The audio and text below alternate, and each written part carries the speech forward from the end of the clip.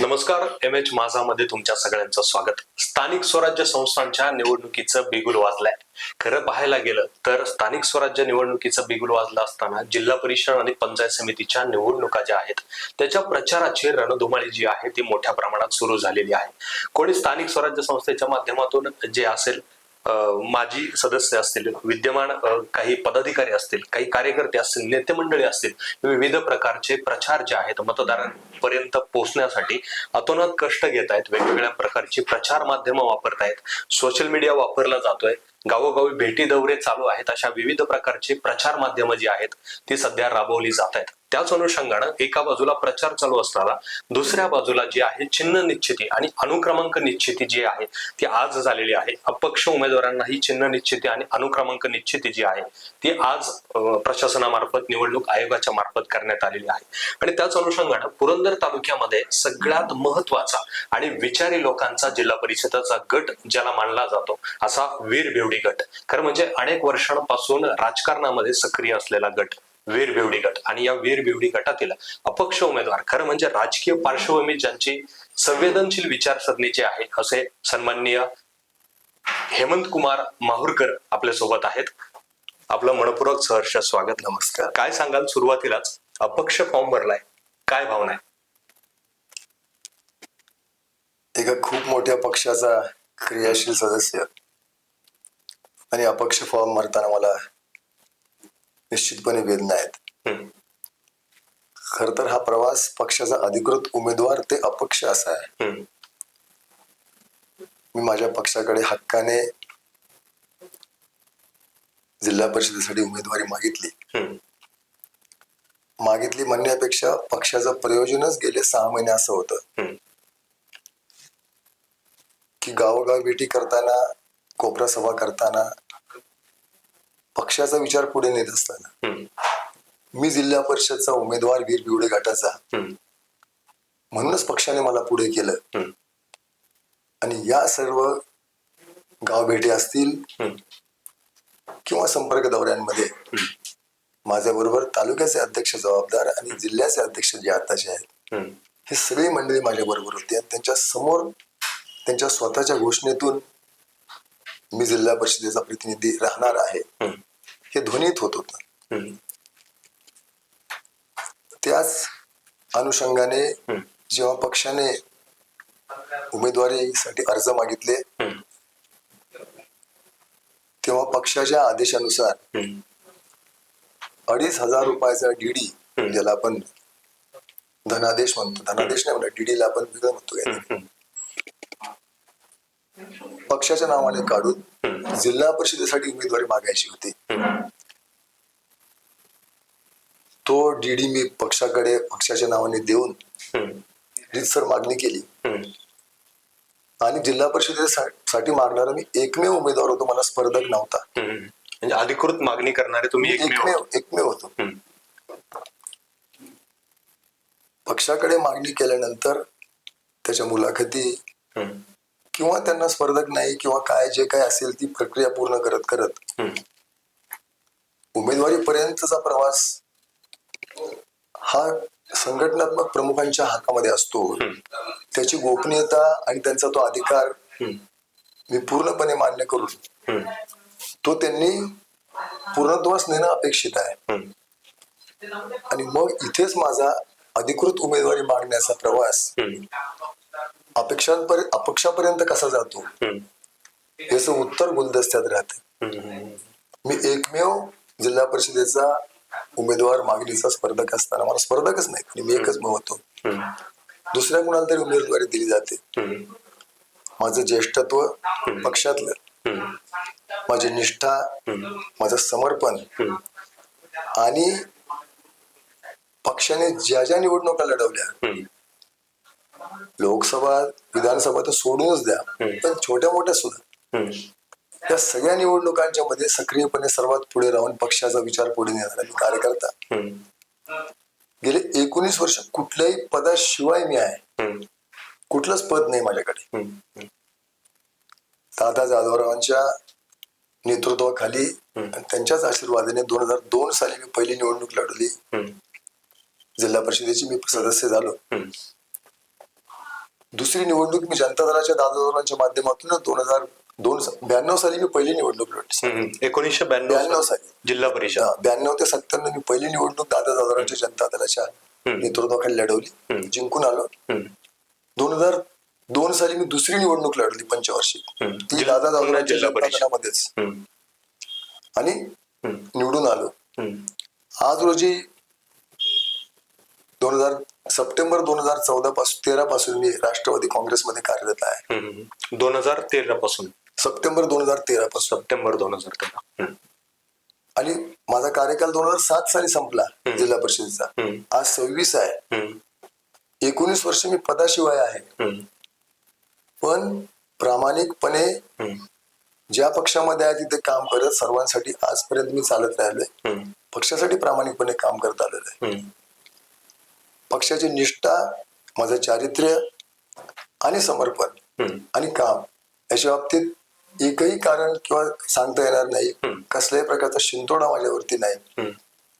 पक्षाला वाढवण्याचंच काम केलं. कधीही कुणाशी राजकीय संघर्ष केलेला नाही. विरोधकांची सुद्धा संघर्ष सभ्यतेची पातळी सोडून कधी केला नाही.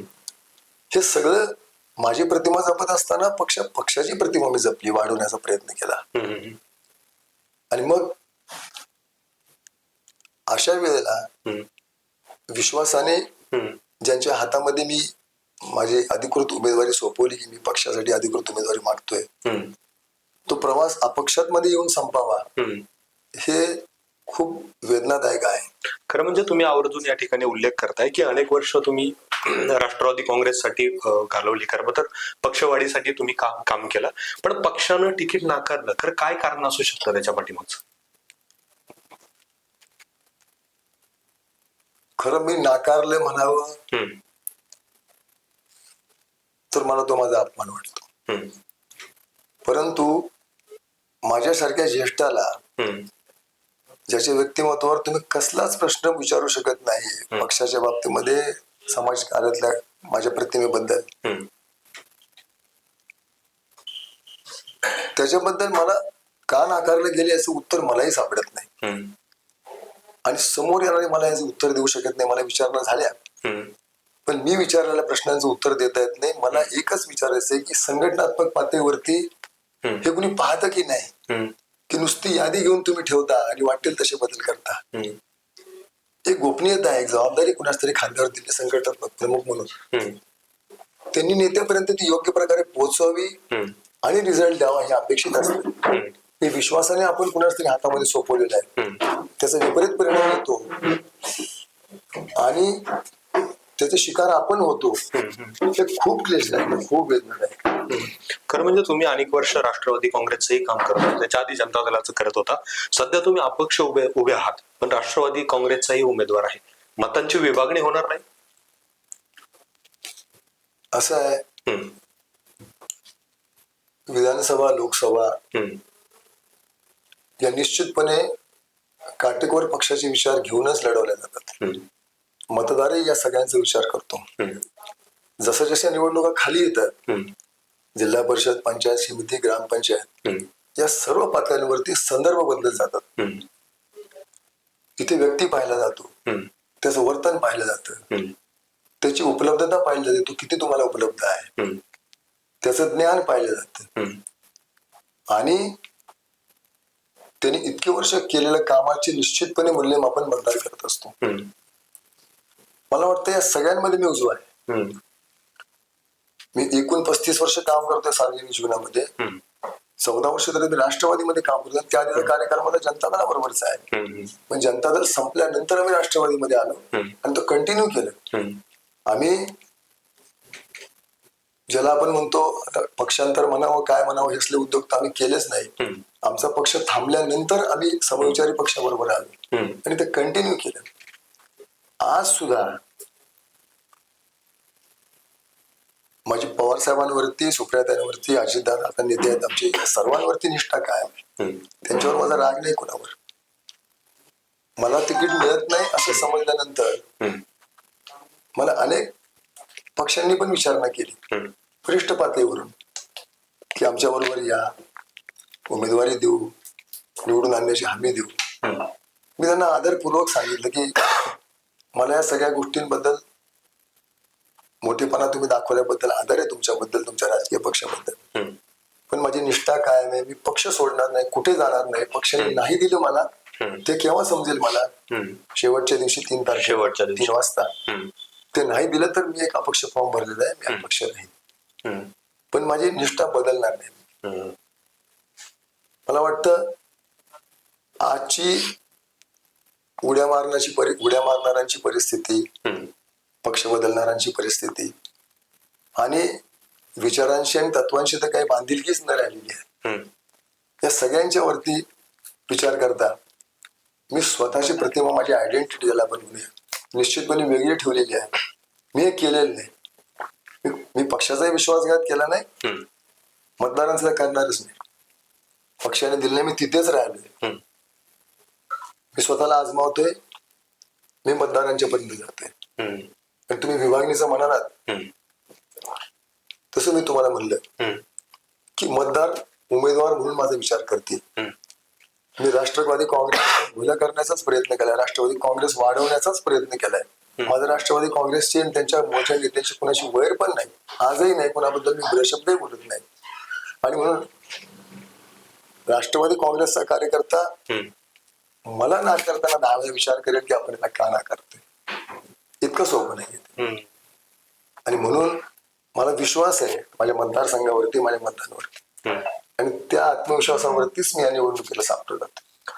एका बाजूला खरं तर तुम्ही 2 पंचवार्षिक जे आहे ते जिल्हा परिषदेमध्ये काढलेले आहेत. आपण खरं तर थोडंसं इतिहासामध्ये जाऊयात की कशा पद्धतीची कामं जी आहेत ती जिल्हा परिषदेच्या माध्यमातून केली गेली. म्हणजे आरोग्य असेल, रस्ता असेल, शेती असेल, पशुपालन असेल, या सगळ्या क्षेत्रामध्ये तुम्ही काय काय कामं केली, थोडासा एक ओहापोह झाला तर तो आपण नक्कीच सांगा आम्हाला.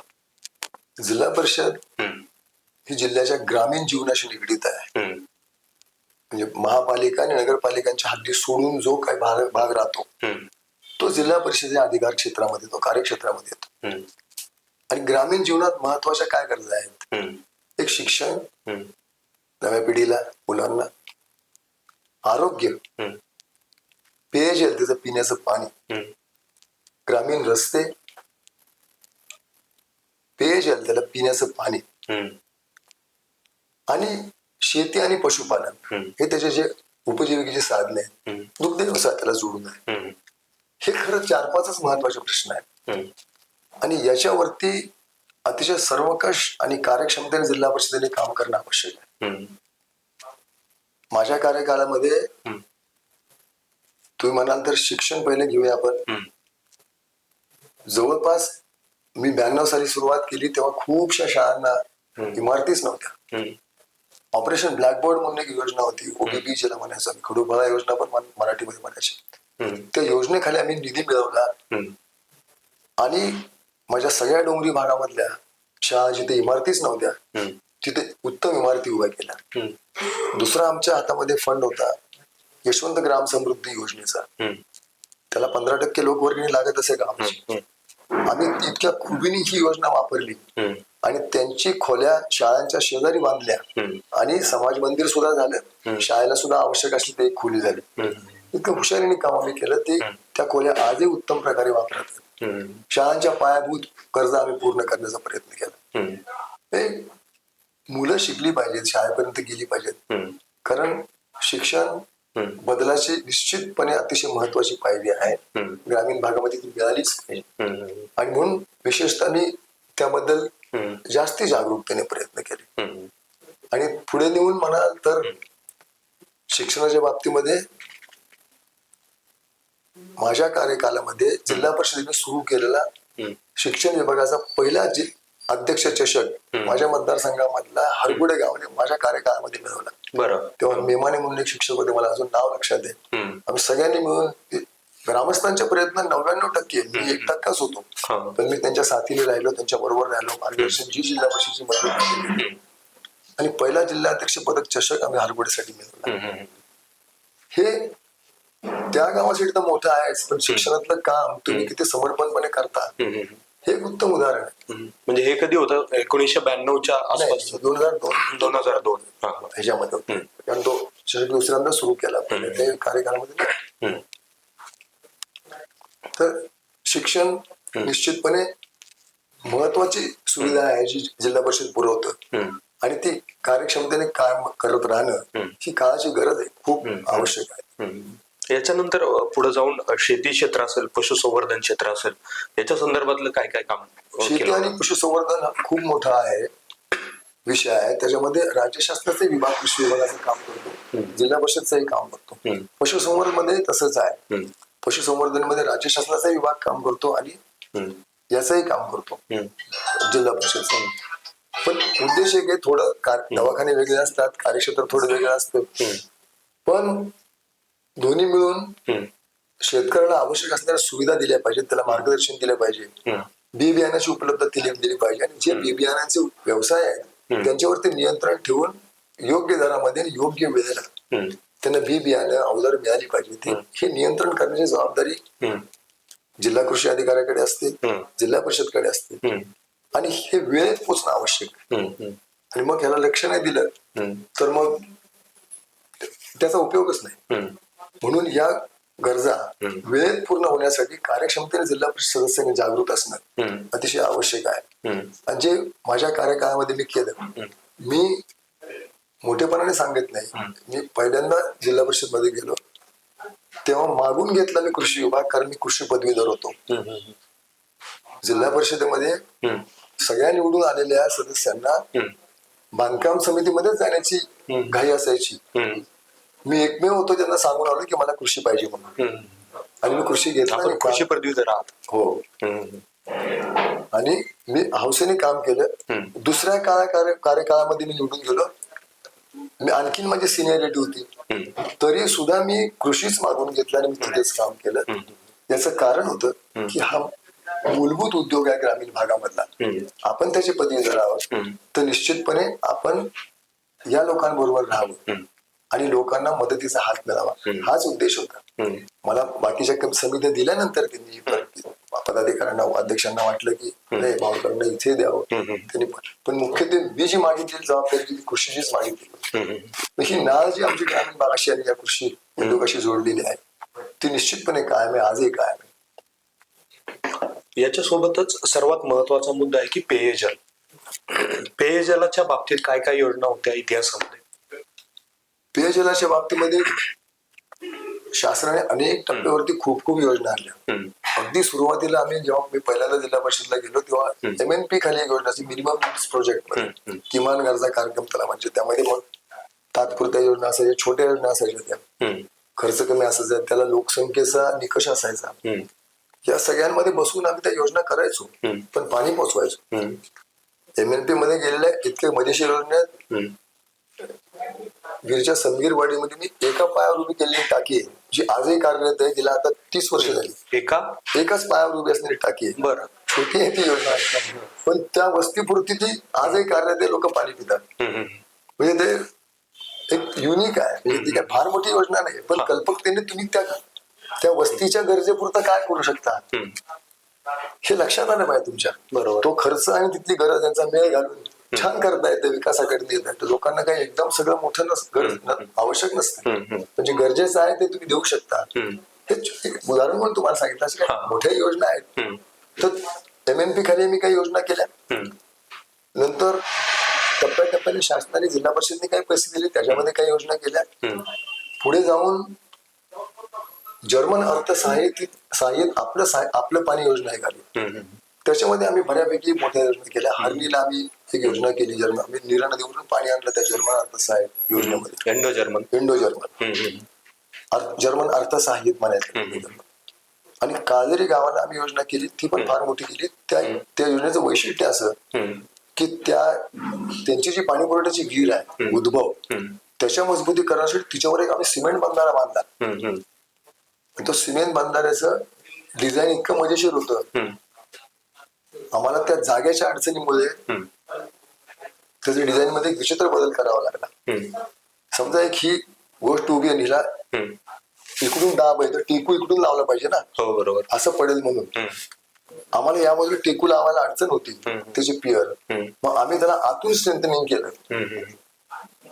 आणि इकडूनच पाण्याचा दाब आणि इकडूनच ओढून जर भिंतीला धरणार आपण सपोर्ट, याची चाचणी आणि त्याचे सगळे निकष पूर्ण करण्यासाठी आम्हाला खूप हेल्पडे पुणे इंजिनिअरिंग कॉलेजमध्ये मारावे लागायचे त्या स्थापत्य विभागामध्ये. त्यांची मान्यता घेऊन ते डिझाईन केलं. ते अतिशय वेगळं डिझाईन आहे आणि ती पाहायला 1 वर्षानंतर जर्मन अर्थसहाय्य योजनेचे म्हणजे इंडो जर्मन योजनेचे प्रतिनिधी जर्मनीवरून आले होते की आम्ही केलेली योजना आज कार्यरत आहे का आणि अशा प्रकारचं उलट तिलट काम काहीतरी केलेलं आहे त्याचं काय झालंय ते बघून खुश झाले. उत्तम कार्यरत असणारी योजना आहे. म्हणजे हे कल्पकतेचं काम आहे जे तुम्ही तिथे करू शकता. एक उदाहरण दाखल तुम्हाला सांगितलं. अशा इंडो जर्मन योजना केल्या. आताही खूप योजना येत आहेत. त्याच्यावर पाहिजे पुढे बोलता येईल. मोठी योजना आहे त्याच्यावर तुम्ही विचाराल तर खरं तर आपण त्याच गोष्टीकडे जातोय आता. खरं तर आता ही जलजीवन मिशन सारखी योजना आहे ती आता कार्यान्वित आहे. काही भागात पाणी पोहोचतंय, काही भागात कामं चालू आहेत. अशा काही संमिश्र कामाबद्दलच्या प्रतिक्रिया लोकांना मार्फत येतात. त्याच्याबद्दल काय मत आहे तुमचं? जलजीवन मिशन 1920 सालीच्या आसपास सुरू झाली. त्याच्यामध्ये अर्धे पैसे राज्य शासनाचे आहेत, अर्धे पैसे केंद्र शासनाचे आहेत आणि दोघांनी आपापला वाटा दिल्यानंतर निधी उपलब्ध होऊन योजना सुरू झाली. त्या निधींचा मंजुरीचा आकडा पाहता म्हणजे खूप आनंद वाटतो की इतके पैसे म्हणजे जवळपास कोटीच्या खाली कुणी नाहीच आहे. आणि पुरंदरमध्ये 99-100 गाव बघता जवळपास प्रत्येक गावामध्ये योजना सुरू आहे. जिल्ह्यामध्ये 1239 योजना सुरू आहेत. आतापर्यंत कशा 400-450 योजना पूर्ण झाल्या होत्या. त्यांचं म्हणणे 500-600 प्रगती पथावरती आहेत आणि अनेक शेकडो योजनांचं काम अजून सुरूच झालेलं नाही. म्हणजे हिची गती आणि दर्जा याच्याबद्दल प्रचंड शंका लोकांच्या मनामध्ये आहे. ज्या योजना पूर्ण झाल्या तिथं लोक बिलकुल समाधानी नाहीत. माझा प्रश्न असा आहे याच्याबद्दलचा की मुळात या योजना डिझाईन करतानाच सदोष आहेत का काय असं मला वाटतं. तुम्ही म्हणता की 30 वर्ष पुढचे आम्ही लोकसंख्या जमेस धरून ही योजना डिझाईन करतो आहोत. मला असा प्रश्न पडतो की 30 वर्षानंतर जी वाढती लोकसंख्या आज तुम्ही जमेस धरलेली आहे, 2 मुद्दे याच्यामध्ये येतात. गावाकडून शहरांकडे स्थलांतर प्रचंड प्रमाणामध्ये होते. नवीन पिढी गावात राहत नाही, बरीचशी कुटुंब शहराकडे जात आहेत.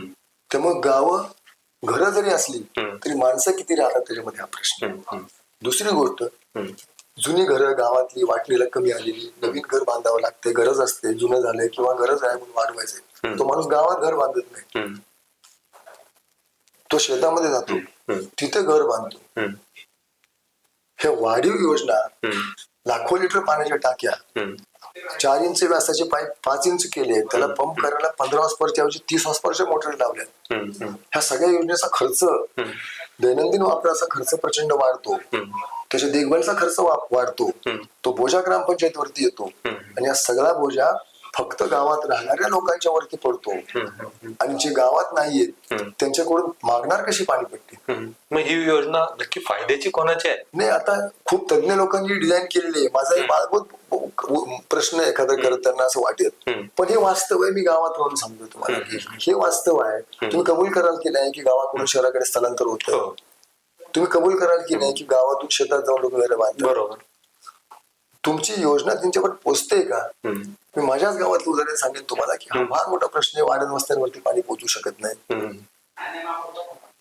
आणि योजना तिच्या निकषानुसार पूर्ण होते का नाही हा फार मोठा प्रश्न आहे. गाव नाच. त्यामुळं मुळात ह्याचं आरेखन करताना ते म्हणतात की आम्ही आरेखन केलं, ग्रामसभेची परवानगी घेतली वगैरे, सगळ्याच कागदोपत्री असते.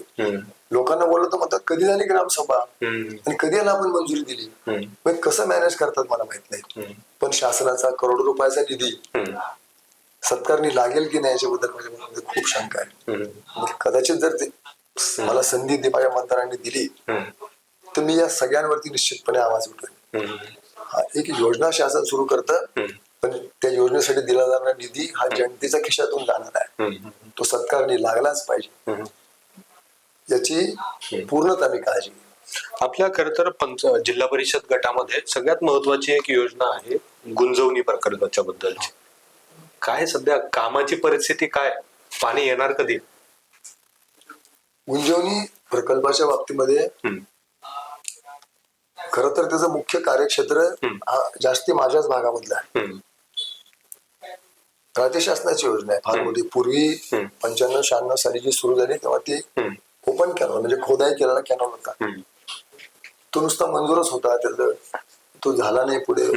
शासनाने धोरण बदललं की आता बंद पाईपलाईन मधूनच कॅनॉल करायचा. आणि आता कामच सुरू झाले बऱ्यापैकी. त्याच्यामध्ये थोडे बदल झाले. त्याच्या राजकीय अंगाकडे मी जाणार नाही, पण आता आमची मागणी होती की तुम्ही ओपन कॅनॉल ज्या कंटूर लाईननी नेणार आहात समुद्रात त्याच लाईनच्या जवळ आणावा. आणि त्याच्यामध्ये आमच्या मागणीला यश मिळाले. मला त्याच्याबद्दल राजकीय म्हणजे पॉलिटिकल मायलेज घ्यायचं नाही, आपल्याला मला काहीच नाही. म्हणजे सगळ्यांचेच प्रयत्न ते आम्ही आमच्या मागणीनुसार जो अगदी नदीच्या कडेला गेला होता कॅनॉल, ती पाईपलाईन, आणि तिथून उलट पाणी वरती आलं होतं, ते द्राविडी प्राणायाम होतं, ते आम्ही कंटूर लाईनला आणून घेतलं. आणि त्याप्रमाणे आता कामही सुरू आहे त्याचं. माझ्या भागातलं काम झालंय पूर्ण. आता भोरच्या हद्दीला सोडणार अजून 2-3 किलोमीटर बाकी आहे. काम सुरू आहे. पण पाठीमागच्या बाजूला भोरच्या हद्दीमध्ये कामाला गती नाहीये. आणि मला वाटतं भोर आणि वेल्ल्याच्या भागामध्ये 3 उपसा सिंचन योजना आहेत. मला वाटते वाजेघर आहे, एक शिवगंगा प्रकल्प, शिवगंगा खोरे आहे, आणि अजून एक आहे मागणी आहे मला वाटतं असं काही. तर त्या प्रकल्पांच्या त्याचे कोल्हापूर बंधारे KT वेअर त्याचे पूर्ण झाले पाहिजे पाणी उपसासाठीचे. ते पूर्ण करून त्या उपसा योजना झाल्याशिवाय त्या शेतकऱ्यांचं समाधान होत नाही, कारण त्यांना कॅनॉलनी पाणी मिळत नाही. त्यांना उचलून पाणी टाकावं लागतं. ते म्हणतात की तुम्ही इथून पाणी नेताय, आम्हाला पाणी मिळत नाही, या लाईनचा आम्हाला काय उपयोग नाही. त्यामुळे त्यांच्यासाठी 3 वेगळ्या योजना आहेत, आणि त्या पूर्ण झाल्याशिवाय ते त्याला गती मिळणार नाही. विरोध करतायत लोक. त्याचं काम सुरू असेल, मला माहित नाही परिस्थिती, पण तो मोठा अवरोध आहे त्याला. ते पूर्ण झाल्याशिवाय तिथं मुळात धरणाला जोडल्याशिवाय ते पाणी येणार नाही. मग तिथे थोडस काम गुंतागुंतीच आहे. शासन प्रयत्न करते आपल्या परीने, पण कधी येईल माहित नाही. आता सांगता येत नाही. म्हणजे तो खर तर आमच्या बाबतीतला विषय एवढाच होता की गुंजवणीची लाईन जी तोंडला वळसा घालून मावून येत होती, त्याच्याऐवजी आम्ही ती बोंबून थेट मावून आणली आणि आम्ही कंट्रोल लाईन वरून घेतली. आता ती अनेक गावांमधून जाते. हरणीच्या पुढे गेली की माझ्या मतदारसंघामधून ती बाहेर जाते वाल्याला. तेव्हा माझ्या मतदारसंघामध्ये तरी लाईन बऱ्यापैकी पूर्ण झालेली आहे, काही थोडी जागा सोडली तर. त्यामुळे लाईन टाकण्याचं काम जवळपास 60-70% माझ्या भागामधलं पूर्ण झालंय. 25-30% काम बाकी आहे, थोडं अडचणीमधलं आहे, ते होईल. आणि आम्ही आशावादी आहोत की पाणी येईल. आणि राजकारण कसं वळण घेतं मला माहित नाही, पण हे लोकहिताचं काम आहे. पाण्याशिवाय शेतकरी काय करणार. म्हणून आम्ही पण आशावादी आहोत की लवकरात लवकर येईल. खरं म्हणजे तसं पाहायला गेलं तर आपल्या जिल्हा परिषद गटामध्ये डोंगर भाग जास्त आहे. याचं पाणी व्यवस्थापनाच्या बद्दलचं तुम्ही जिल्हा परिषद सदस्य झाल्यानंतर काय नक्की विजन असणार आहे त्याच्याबद्दलचं? जलसंधारणाच्या बाबतीमध्ये मी तुम्हाला सांगेन, मी पहिल्यांदा जिल्हा परिषदला निवडून आलो तेव्हा नदी खोरे विकास प्रकल्पाखाली काही आम्हाला बंधारे बांधण्याची तरतूद मिळाली. त्याच्यामध्ये पिसुर्टीच्या शिवारामध्ये, पिसुर्टी जेव्हा शेवटचं गाव, त्या गावामध्ये मी बऱ्यापैकी काम केलं आणि माती बंधारे बांधले. पुढे मला संधी मिळाली वेस्टर्न घाट मध्ये जलसंधारणाच्या कामासाठी सिमेंट बांधताना मला पैसे मिळाले. स्पेसिफिक सांगायचं म्हणलं तर पांगारे आणि पांगारेचा कोलाड भाग, म्हणजे तुम्ही पांगारखिंड उतरतानाची डावी बाजू, इथं ओळीने सिमेंट बांधणारे बांधले. ओळीने म्हणजे शिंदेवाडीच्या शिंदेवाडी खोरा ओळीने बांधले. म्हणजे सातवड्याची ताकरवाडीची दक्षिण बाजू, म्हणजे डोंगर उतारा सगळा, त्या खोऱ्यामध्ये सिमेंट बांधण्याची साखळी उभी केली. जो पूर्णपणे जिरायती भाग होता तिथे आज कूपनलिकांना, ज्याला आपण बोर म्हणतो, मुबलक पाणी उपलब्ध आहे. टोमॅटो, फुलं, जनावरांचा चारा, वाटाणा किंवा तत्सम जे काही भाजीपाला पिकवायचा त्यांना तो उत्तम शिवार हिरवगार दिसतं. मी कालच तिथे गेलो होतो. खूप समाधान वाटलं की आपण जे काम केलं त्याचं फलित आज आपल्याला समोर दिसतं. शेतकऱ्यांना पण माहिती दिली ते कायम त्याचा उल्लेख करतात. हे वेस्टर्न घाटमध्ये मिळालं मला, तेव्हा ती संधी केली आम्ही. त्याच्या पुढे जाऊन अनेक ठिकाणी जिल्हा परिषदेच्या माध्यमातून आम्ही केटी वेअर केले. विशेषतः माझ्या गावामध्ये जर तुम्ही म्हणाल तर माझ्या गावाच्या उशा पायशाला 2 तलाव आहेत. एक वीर नाला आहे, ते पायशाला आहे, आणि माहूर जलाशय तो उशाला आहे, म्हणजे वरती आहे. या 2 जलाशयांच्या मध्ये सुद्धा आम्ही असे केटी वेअर केलेत की एकमेकाला पाणी, म्हणजे जिथे वीर नाल्याचं पाणी संपतं तिथे मी एक केटी वेअर केलं. त्या केटीवरचं पाणी जो आमच्या गावाजवळ एक केटीवर त्याला लागतो. त्याच्यावर गावाजवळ एक आणखीन आहे पिंपळाचं डोंगर, तिथे एक केटीवर केलंय. त्याचं पाणी जवळपास धरणाच्या भिंतीपर्यंत जातं. आणि मग धरण पाठीमागे आहे, त्याच्या पाठीमागे मांडरचा आहे, त्याच्या पाठीमागे धनकवडीचा एक आहे, त्याच्या मागे दवनेवाडीचा आहे, त्याच्या मागे कालदेरचे 3-4 तलाव आहेत. ही साखळी बऱ्यापैकी आम्ही उभी करू शकलो जिल्हा परिषदेच्या माध्यमातून, शासनाच्या माध्यमातून. काही कृषी विभागाचे पण याच्यामध्ये आहे. तुम्ही थोडे विस्ताराने सांगायचं म्हटलं तर माहूर जलाशय आमची जल व्यवस्थापन समिती आहे, ती त्याचं काम पाहते. आमचे सगळे गावातले लोक सोडून इतर लोक त्याचे सदस्य आहेत, पण आम्ही सगळे मिळून त्याचं कामकाज पाहतो. जो 8माही तलाव आहे माहूरचा, जसं पाणी फेब्रुवारीला संपणं अपेक्षित आहे, 8माही तो तलाव आम्ही 12माही सुरक्षित पाणी शेतकऱ्यांना देऊन वापरतो. याचं कौतुक आम्हालाच नाही तर जलसंधारण विभागाला आहे. आणि औरंगाबाद, जालना, नाशिक, बीड, उस्मानाबाद एवढंच नाही तर हिमाचल प्रदेशवरून लोक आली ते आमचं काम पाहायला की तुम्ही कसं जलव्यवस्थापन करता. आमचे शेतकरी खूप हुशार आहेत. आम्ही सगळे मिळून काही योजना ठरवतो आणि पाण्याचा वापर नियंत्रित करून ते पाणी जे 8माही संपले पाहिजे ते 12माही आम्ही वापरतो. हे खरं तर सामूहिक विचाराचं, सहकार्याचं प्रतीक आहे. आणि या सगळ्या यंत्रणेचा मी एक छोटासा भाग असल्याचा मला आनंद आहे. हा विचार आम्ही रुजवतो आणि गावकरी उचलून धरतात एकीने. ग्रामविकासाच्या मुद्द्यावरती कालदेरीचा उल्लेख जेव्हा येतो, त्या उल्लेखनीय कार्यामध्ये आणि यशामध्ये सगळं श्रेय तिथले सरपंच अंकुश परखंदे यांना जातात. त्यांच्या नेतृत्वाखाली कालदेरी हे सगळं करू शकले. अंकुशराव परखंदे इतके मोठे आहेत, ते यशोदाला जाऊन तिथल्या सनदी अधिकाऱ्यांना प्रशिक्षण देतात. पाचगणला एक मेरी म्हणून संस्था आहे, तिथे जाऊन सुद्धा ते प्रशिक्षण देतात. एक माणूस एवढा मोठा एका गावाचा बदल करू शकतो, हे खरोखर कौतुकास्पद आहे. आणि असा सहकारी माझ्या बरोबर असणे हे माझ्या समाजकार्यामध्ये मला फार मोठी साथ आहे. त्याचा गौरवपूर्ण उल्लेख करावा. हे विकास ह्याच्यापेक्षा वेगळा का, एक वेगळं उदाहरण आम्ही देतो.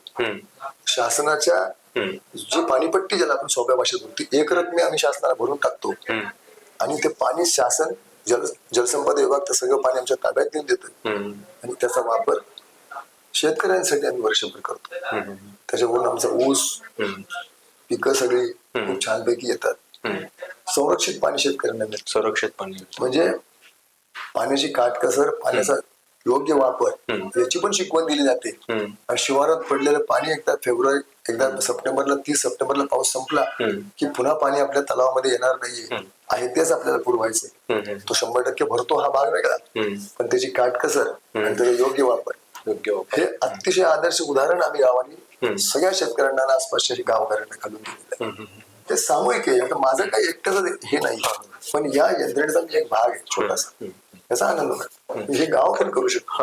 आम्ही इतरांना सांगतो, आम्ही स्वतः आमच्या गावात केले म्हणून आम्ही तुम्हाला सांगतो. बरोबर. एका बाजूला शेतकऱ्यांचा विषय झाला, परंतु आजचं जे राजकारण आहे किंवा आजची निवडणूक आहे ही तरुणाईच्या हातात आहे असं म्हटलं जातं. काय कसं विजन असणार आहे तरुणांच्या बाबतीतला? तरुणांच्या बाबतीमध्ये तरुण खूप हुशार आहेत, खूप संवेदनशील आहेत. तुम्ही जेन झी वगैरे त्यांना म्हणता. जेन झी म्हणजे आम्ही पण त्या शब्दाला अवेअर आहोत आणि माझा तरुणांशी पण खूप चांगला कनेक्ट आहे. म्हणजे माझं वय पाहता मी सगळ्या वयातल्या मुलांशी मिसळू शकतो. सगळ्या वयाच्या प्रौढांशी, मोठ्यांशी, सगळ्यांशी मिसळू शकतो. हा माझा स्वभाव गुण आहे. त्यामुळे तरुणांशी खूप चांगला कनेक्ट माझा आहे. तरुणांच्या भावभावना समजू शकतो मी. ग्रामीण भागामधली उद्योगाची वानवा, त्यांच्या म्हणजे रोजगाराची वानवा हा फार मोठा प्रश्न आहे. पण याला उत्तर म्हणाल तर माझ्या गावामधला तरुण जो चांगला शिकलाय तो गेला बाहेर, तो कुठल्याही क्षेत्रामध्ये तो आपलं करिअर आजमावतोय, करतोय चांगल्यापैकी.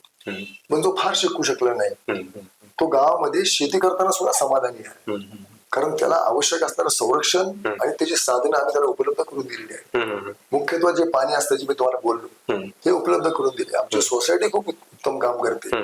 ते जे आमचे चेअरमन असतील किंवा आमचे सगळे संचालक आहेत 100% कर्ज भरणा आलेला असतो आणि उत्तम कार्य आहे. म्हणजे पतपुरवठा पण आमचा चांगला आहे. या संस्थाही आम्ही खूप चांगल्या सांभाळून ठेवलेल्या आहेत. त्यामुळे तरुण आपल्यापासून बाजूला जाणार नाही, गावात राहील. जो गावात राहील त्याला रोजगाराची संधी मिळेल हेही आम्ही पाहतो. त्याचबरोबर आमच्या शाळा चांगल्या राहिल्या पाहिजेत, त्यांची मुलं शिकून हीच पुढे तरुण होणार आहेत ही आम्ही काळजी घेतो संस्कार शंभरामध्ये. आणि म्हणून खर तर मी तर असं म्हणेन की थोडं पुन्हा मी राजकारणाकडे येऊन असं सांगेन की जर तरुण संवेदनशीलपणे विचार करत असतील, त्यांना मताचा अधिकार आहे, तर त्यांनी पडताळून पाहावं की मी माझं वय आणि माझी काम करण्याची कार्यक्षमता किती आहे. मी म्हणत नाही मी तरुण आहे, पण मी कुठेच कमी पडत नाही. माझी उपलब्धता, लोकांच्या बरोबर चालणं, माझी कामाची गती आणि अनुभवातून आले ज्ञान. मी फार हुशार सांगायची गरज नाही स्वतःला तुम्हाला, परंतु अनुभवातून माणूस शिकत जातो. त्याचा वापर करून सगळ्यांसाठी काम करत असतो. आणि मग या निवडणुकीमध्ये तरुणांच्या हातात तर मी म्हणेन की खरोखर तुम्ही सत्सद बुद्धीने विचार करा आणि माझी उमेदवारी पडताळून पहा. तुम्ही कुठल्याही कसोटीवर पडताळून पहा, ती तुम्हाला निश्चितपणे आवडणार आहे.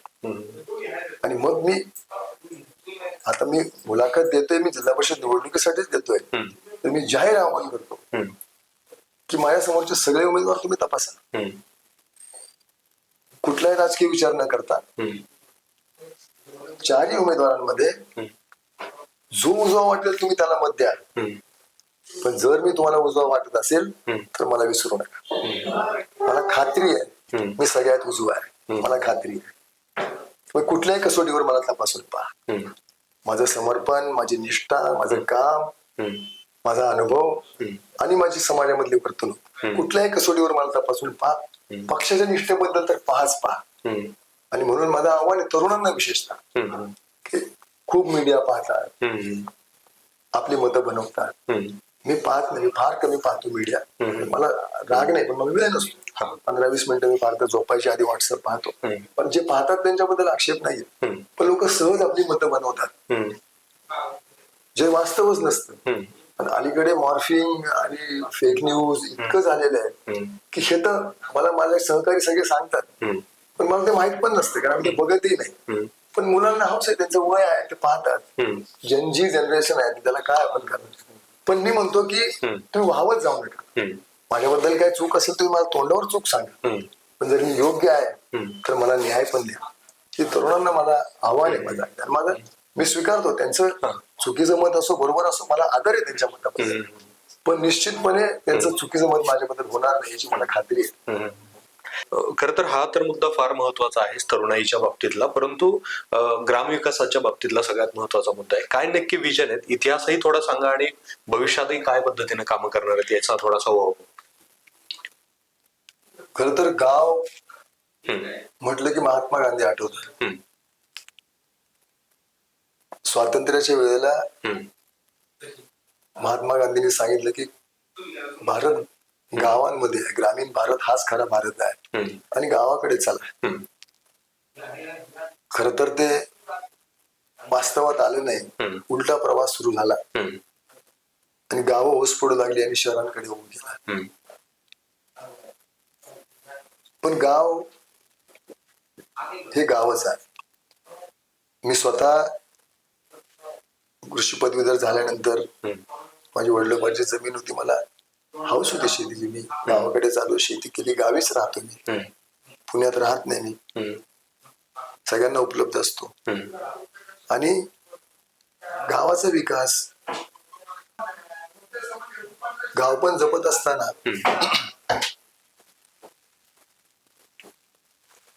ग्रामपंचायतीच्या निवडणूक आहे, सोसायटीच्या निवडणूक आहे, ते येत असतात. तरुणांची इच्छा असते याच्यामध्ये समाविष्ट होण्याची. ग्रामस्थांनी समतोल ठेवून त्यांनाही समाविष्ट करून घेतात. पुढे चालत असतं सगळं. पण गावचा विकास हा एक व्हिजन असणाऱ्या माणसाच्या जर हाती असला तर त्याचं नेतृत्व स्वीकारून पुढे गेले तर त्याच्यामध्ये गोंधळ होत नाही. एका दिशेने पावलं नेहमी ही एक आणि एक दोन असतात. नाहीतर एक पाऊल इकडे आणि एक पाऊल इकडे तर कुठेच तुम्हाला जाता येते, तुम्ही जागेवरच असता. अनेक गावांची उदाहरणं सांगता येतील. माझ्या गावाशेजारी छोटस गाव आहे नवलेवाडी. या गावाने प्रयत्नपूर्वक तालुक्याचा आदर्श ग्राम पुरस्कार मिळवला. छोटं गाव आहे, फार छोटं गाव, खूप छान पण त्यांनी केलं सगळं. योगाने मी जिल्हा परिषद सदस्य त्या कार्यक्रमात गावाच्या विकासामध्ये जात असताना फार सांगता येईल, परंतु थोडक्यात सांगायचं म्हटलं तर कालदिरीचा उल्लेख केल्याशिवाय हे प्रवास पूर्ण नाही होऊ शकत. अत्यंत दुर्गम भागातल्या डोंगराळ भागामधल्या कालदिरीच्या पुरंदरच्या पायथ्याचं गाव कालदिरी, इथे खेळा मिळत नाही. तिथे त्यांनी किल्ला लढवला संत गाडगे बाबा ग्राम स्वच्छता अभियानाचा. पहिला क्रमांक मिळवला पहिल्याच वर्षी. विजयसिंह मोहिते पाटील ग्रामविकास मंत्री होते, स्वतः आले पुरस्कार द्या. हा मिळवलेला पहिला नंबर सलग 8 वर्ष टिकवला त्यांनी. सलग 8 वर्ष सोपं नाही. मी नेमका जिल्हा परिषद सदस्य होतो त्या कार्यकाळामध्ये. आम्ही खूप मेहनतीने काम केलं. गावाचा चेहरा मला बदलून टाकला. युनिसेफची टीम आली होती परदेशातून कालदिरीचं काम पाहायला.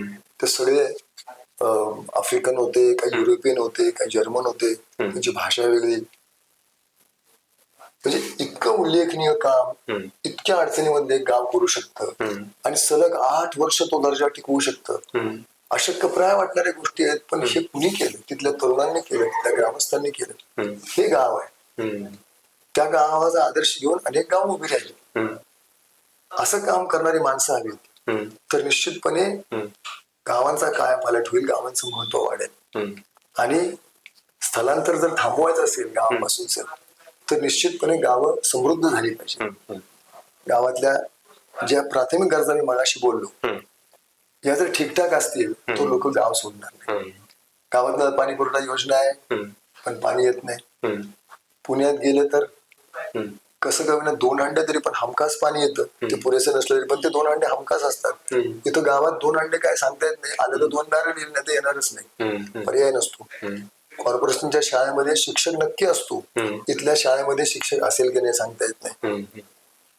हे छोट्या छोट्या गरजा आहेत. आरोग्य सुविधा तिथे हमखास उपलब्ध असते, दवाखाना असतो, सरकारी चालू असतो. इथे एक इमारत आहे पण कर्मचारी नाही, आहे तर त्याकडे द्यायला औषध नाही, अशी बऱ्याच वेळा परिस्थिती असते. ग्रामीण भागामध्ये हा दुर्लक्षितपणा हा एका अर्थाने तुमच्या स्थलांतराला शहराकडे जाण्याच्या प्रक्रियेला हातभार लावतो असं वाटतं. जे थांबायला हवं, जे जिल्हा परिषदचं काम आहे. आणि विशेषतः मी तरी माझ्या भागामध्ये अतिशय काळजीने करतो. आणि म्हणून गावं वाढली पाहिजे. कालदिरीचा प्रवास इतका उल्लेखनीय आहे की शासनाने त्याची दखल घेतली. 12वीच्या इंग्रजीच्या पुस्तकामध्ये कालदरीचा डंग अँड पॉवर नावाचा धडा समाविष्ट केलेला आहे. कालदरीच्या नावाचा किती लोकांना माहिती आहे? त्या कालदरीच्या या सगळ्या प्रवासामध्ये मी सहकारी राहिलो, मी काम करू शकलो तिथे. याच्यापेक्षा मोठा सन्मान काय असू शकतो? खूप आनंद मिळतो, निर्मितीचा आनंद मिळतो अशा कामाच्या मध्ये. खर तर एक याच्या पलीकडे जाऊन राजकीय प्रश्न की सध्याचं राजकारण हे सत्ता केंद्रित आणि पैसा केंद्रित झालंय असं वाटतं? आहे, तुम्ही म्हणता तसं आहे परिस्थिती. झालंय तसं हा प्रवास गेल्या 20-25 वर्षातला आहे. मला आठवतं माझी पहिली निवडणूक किती खर्च आला मला माहित नाही, कारण मी उघड सांगतो तो दादांनीच केला त्यामुळे मला माहित नाही किती खर्च आला. दुसऱ्या निवडणुकीत त्यांनीच हातभार लावला. माझे काय 60-70 हजार रुपये फक्त गेले. मग काय तेव्हाही फार खर्च आला होता. पण आताचा निवडणुकांचा प्रचंड खर्च पाहता फार अवघड आहे. खरं तर मी माझं एक नम्र आव्हान म्हणून एक लिहिलंय, छोटस एक पेज आहे ते, त्याच्यामध्ये लिहिलंय माझं मत. मी माझं मत मांडलं त्याच्यामध्ये की हे संपत्तीचं प्रदर्शन आणि तिच्या वापरासाठी शोधलेल्या हुशारीने शोधलेल्या केळसवाण्या प्रथा हे कल्पकता किती चुकीच्या दिशेने असू शकते त्याची ठळक उदाहरणं आहेत आणि आपण ते ओंगळ प्रदर्शन सारखं पाहत असतो. सामान्य कार्यकर्ता नाही करू शकत त्यामुळे तो निवडणुकांचं धाडसही करत नाही. मी तर केलंय. माझ्याकडे गरजेपुरतं खर्च करणे काय मी उधळू शकत नाही. पण मला असं वाटतं मला त्याच तराजूत चोललं गेलं की काय मला माहित नाही. आणि म्हणून प्रचंड निवडणुकांचा खर्च हा लोकशाहीमध्ये अभिप्रेत नाही. तुम्हाला बटन दाबायला कशाला पैसे लागतात? परिचय पत्रक छापणे पण ठीक आहे. एखादी भोंग्याची गाडी फिरवून तुमचं चिन्ह गावोगावी पोहोचवण्यापर्यंत ठीक आहे. मतदारांना आणण्यासाठी एखादं वाहन जे खरं नियमात बसत नाही पण ठीक आहे. वृद्ध माणसं असतात त्यांच्यासाठी एखादी वाहनाची व्यवस्था असणं हा खर्च अपेक्षित आहे. याच्या पलीकडचा खर्च म्हणजे मला प्रश्न पडतो की काय म्हणजे कुणाची आयुष्य आपण चैन आणि गरज ही त्यांची पूर्ण करण्यासाठी हा खर्च करायचा म्हणजे हा लोकशाहीमध्ये अभिप्रेतच नाही. आणि मग हा एक प्रकार ही प्रलोभन हा भ्रष्टाचारच आहे ना. मग मला हाच प्रश्न पडतो की जर तरुण हुशार असतील तर या गोष्टीचा विचार का करत नाही? तरुण किती वाचतात मला माहित नाही पण ते त्यांना ज्यांना तुम्ही सोशल मीडिया म्हणतात त्याच्यावरती पण येत असेल जर ते तेवढे सजग असतील तर त्यांनी गेल्या वर्षभरामधले भारताच्या भोवती घडणाऱ्या काही गोष्टी पाहिल्या असतील. श्रीलंका त्यांनी पाहिल्या असेल कुठल्या वाटेने गेलं. बांगलादेश त्यांनी पाहिल्या असेल कुठल्या वाटेने गेलं. आपल्या राज्यांमध्ये सुद्धा काही ठिकाणी प्रक्षोभ कसा झालाय त्यांनी पाहिला असेल. हा तरुणांनी केलेला प्रक्षोभ आहे. तो कुणाविरुद्ध होता? जुलमाविरुद्ध होता, अन्यायाविरुद्ध होता, प्रचंड भ्रष्टाचार विरोधातला होता. मी तेच म्हणतो आज की मी उभा आहे हे सगळं माझ्या समोर कोणी तसा चुकीचा माणूस आहे असं मला म्हणत नाही.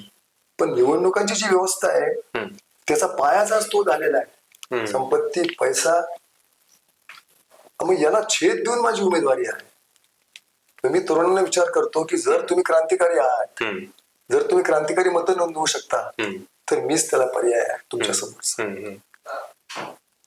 मी असा इतका डोळे दिपवणारा खर्च करू शकत नाही पण तो खर्च उमेदवारीसाठीचा आहे. तुम्ही काय पाहणार आहात उमेदवारामध्ये?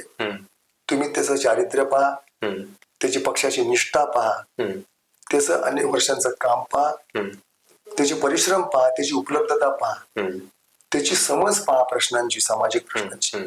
याच्यावर तुम्ही तोलून बघा. माझं आव्हान आहे तरुणांना त्यांनी हे करावं, वाहवत जाऊ नये. मला खात्री आहे माझ्याशिवाय दुसरा पर्याय त्यांच्याकडे असेल. एकंदरीत खरं तर तरुणांच्या बद्दलचं आवाहन झालं परंतु सर्वच मतदारांना एक आपल्या चॅनल मधून काय आवाहन कराल? मी आता जे बोललो तेच आवाहन करेन की तुम्ही लोकसभा विधानसभेनंतर खाली येताना पक्षाच्या सीमा नाही म्हणलं तरी थोड्या म्हणजे अस्पष्ट होतात थोड्याशा. अगदी काही कंगोर तितके कठीण राहत नाही. त्यामुळे तुम्ही व्यक्तिपरत्व हे बदलत जातं, माणूस पाहून बदलत जातं. आणि मग योग्य उमेदवाराला तुम्ही पाठवण्याची संधी तुमच्या हातामध्ये आहे जी 5 वर्षांनी तुम्हाला एकदा मिळाल्या तुम्ही दुरुस्त करू शकत नाही. आपण पाहतो अनेक माणसं येतात ज्यांचं फारसं सामाजिक योगदान नाही. कुठून येतात? अचानकपणे येतात, पक्षाचा ताबा घेतात, उमेदवारी मिळवतात आणि विजयाच्या दिशेने घोडदौड करण्यासारखं दाखवतात. जनता स्वीकारते का नाही माहित नाही पण ती एक जागा तर जाते कुणाची तरी, कुठल्याही पक्षाची असू द्या. हे होताना दिसतं. पक्षांतराची पळापळ तुम्ही आता पाहताय. आज इथे होता, उद्या तिथे गेला, परवा ठिकाणी उमेदवारी दुसऱ्या ठिकाणची घेतात. हे सगळं आपण पाहतो आणि हे तरुण मतदार पाहत नाही का? जनता मतदार पाहत नाही का? मग याला उत्तर तुम्ही कधी देणार आहात? हे थांबवणं कुणाच्या हातात आहे? मतदारांच्याच हातात आहे. मग हे त्यांनी केलं पाहिजे. ही मतदारांची जागृती ही कुणी करायची? मी स्वतः फार मोठं धाडस केलेलं आहे. मी जनतेसमोर पर्याय ठेवतोय की अशी निवडणूक खेळता येते जी मी तुमच्या समोर ठेवलेली आहे. मी अगदी ग्रामीण भाषेत बघायचं म्हटलं तर मी मोकळ्या खिशाने निवडणूक खेळायला निघाले. पण मला आत्मविश्वास आहे माझा की जनता मला स्वीकारणार आहे. काय मागते जनता? काही मागत नाही. त्यांनाही माझ्याकडून अशा चुकीच्या अपेक्षा नाहीयेत आणि म्हणून जनतेने पण याचं मूल्यमापन नीट करावं, हम्म,